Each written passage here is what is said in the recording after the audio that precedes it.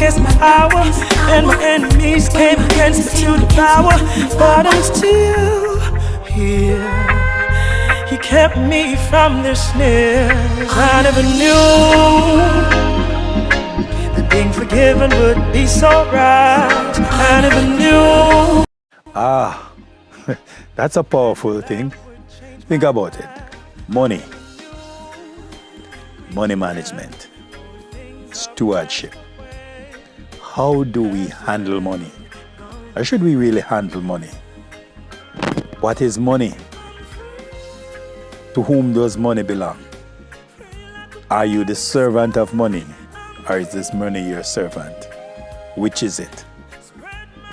I tell you this, you need to understand everything about money before you think about acquiring money.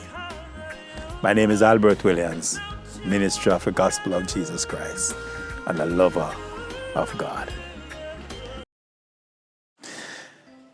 A lot of people read in the Bible and it says, money answereth all things. But in the same man who writes about that, also writes, he says, money doesn't answer everything.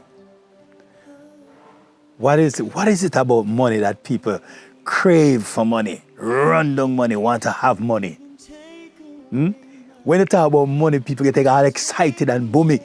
If you say, that's why thieves go and kill people to get money. They go there and they try to rob to get money because they see money as the answer. Let me tell you, money is not the answer. God is the answer. What was it? God is the answer. Without God, nothing is possible. I'm going to show you the limitation and the unlimitation of money. Having money can buy you anything in the world that you so desire. But having money can also stop you from buying everything in the world. Why do I say that? All right, the Bible said money answereth all things. It is what is used throughout all cultures to buy food, to buy clothes, to buy shoes, to buy games, to buy whatever you want to buy off the internet or whatever you want to buy in the stores or the shops. It helps you to build a house, it helps you to buy a nice car or a little car, or it helps you to set up a business, whether it's a major business or a small business. It helps you to get friends too and enemies. Money creates such a revenue, it's such a powerful thing. It's a great tool. And I said it, it's also a great servant. But I want to say this to you. You can be a billionaire and a man have one pin and he refused to sell you that one pin. And you said to him, say, I'll give you $1 trillion if you sell me that pin. And he said, no. You said 10 trillion. He said, no. 10, a whole world of money. And it still says, no. I want you to bring it back to this story about Naboth and Ahab. Ahab looked through his window and he saw the garden of Naboth and he envied him. He grew jealous. It was so lushful, so beautiful, and he wanted the garden. And he went over and he said to Naboth, sell me the garden. Naboth said, no, I will not sell you. He said, I'll give you any amount you want, anything you want. Naboth said, no, I will not sell you. He offered Naboth every single thing to his soul's desire. And Naboth still refused to sell him the garden. You know what Naboth did? You know what he did? He went home and he cried. Because he realized his money could buy him nothing that Naboth had to sell. Nothing. Because Naboth wasn't interested in selling his garden. He was interested in rearing his garden and enjoy the beauty of it. Like many farmers today, they love their gardens. They don't want to sell that stuff sometimes, but they have to sell it because they know that if they don't sell it, they can't replant. But in Naboth's case, he didn't have to sell his garden. It was a nice grape walk and a nice grapevine. And it was so beautiful that Ahab desired. Here's what happened. I can have my car, a blue car, and I can say, okay, I'm going to sell my car. And somebody come and say, I'll give you 500,000. And I said, no, It valued more than that. And I refuse to sell it for 500,000 until I get it sold for $1 million. But then I can also have a car, and the man turned to me and said, sell me that next one. And I said, no. And he said, why you don't sell me that one? I will give you $1 million for it. And I said, no. He said, what about 2? And I said, no. You see, the thing is about this, you know, money doesn't answer everything.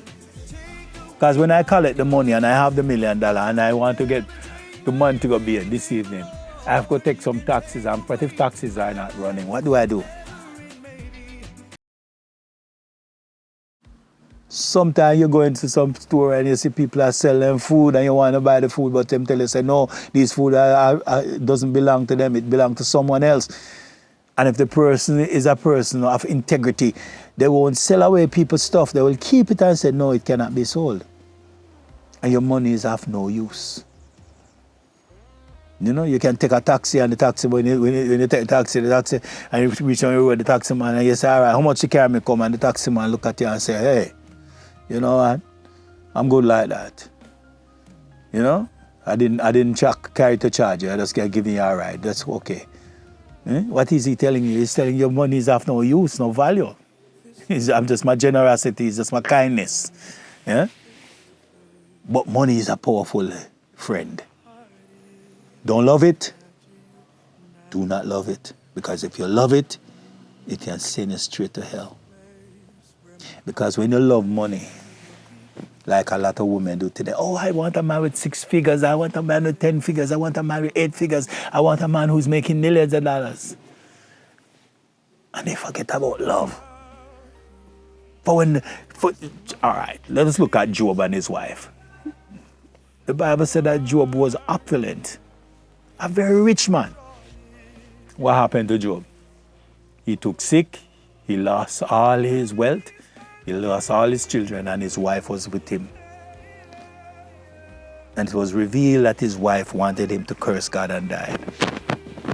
And Job decided, you know that, I'm not cursing God enough. I'm not gonna make you make me curse God and die. Job come to a point where Job said, the thing I fear, the thing I dread, the thing, it has come upon me.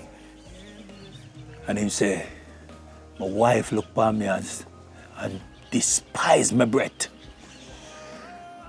She despise my breath. She don't like the fact, say, I'm breathing and I'm smelling because I can't take care of myself.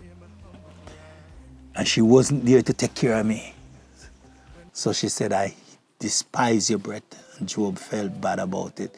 She wanted him to curse God and die because she was tired of being belittled or looked down upon because she have a husband who is now broke and don't have no wealth.